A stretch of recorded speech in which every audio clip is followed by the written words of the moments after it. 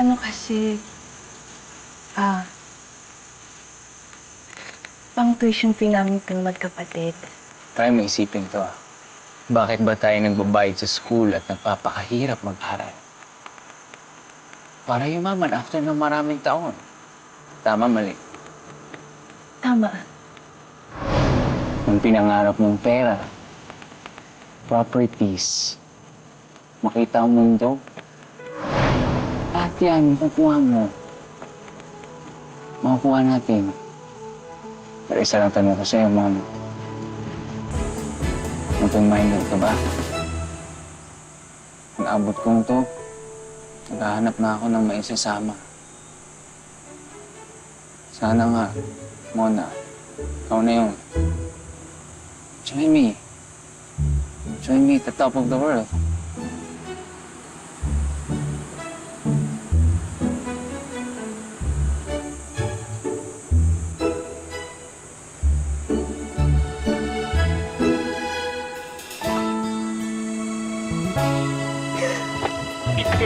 Thank you. Promise, hindi kita iiwan. Hindi ka papabayaan. Promise. Hindi naman daw po tayo pababayaan ni Gino. Pa, Ma, Bunso. Pero ate, bakit pati yung pang-tuition ko?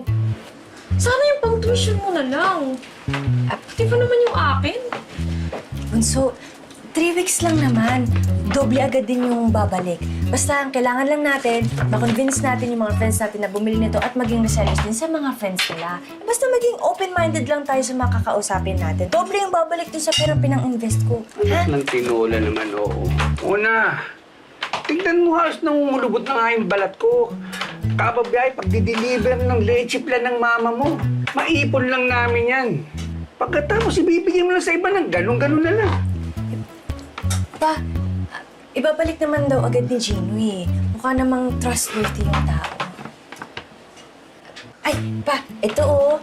May free moisturizing soap. Magagamit mo to sa wrinkles mo. Ay, lekat na. Moisturizing yan. Aminin mo na kasi na may gusto ka lang dyan sa Gino na yan. Kaya napaikot niya yung ulo mo at tatangay niya ang pera natin.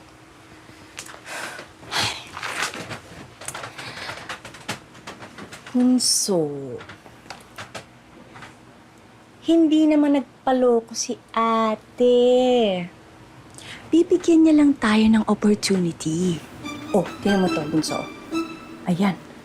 Oh, tingnan nga mukhang yan, oh. Yan ang mukhang walang bahid ng panluloko. Yan ang mukhang mapagkakatiwalaan. Oh, di ba? Bunso, dapat ayusin natin yung mindset natin. Dapat hindi tayo nega. Okay? Just trust your ate. Akong bahala. Madali lang. Ang hirap naman pala nito, Gino. Pag sinasabi kong tungkol sa business, hindi na ako nire-replyan. Mona, relax ka lang. Huwag kang panghinaan sa rejection. Isipin mo lang ganito. O pumara ka ng jeep. Jeep! Hindi tumigil. Rejection yun, ha? Pero Monang kilala ko, hindi naman yan iiyak tapos maglalakad na lang pa uwi. Siyempre, hahanap ka ng bagong jeep na mapapanga. Tama, mali. Tama. Hanapin mo lang ang biyaheng para sa'yo, Mona. Dito naman ako eh. Hindi kita iiwan.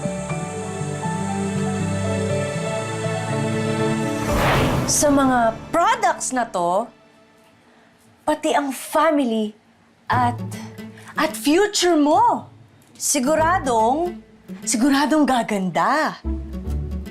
So, join me at the top of the world. Ano pa? Ma, okay ba? Convincing ba?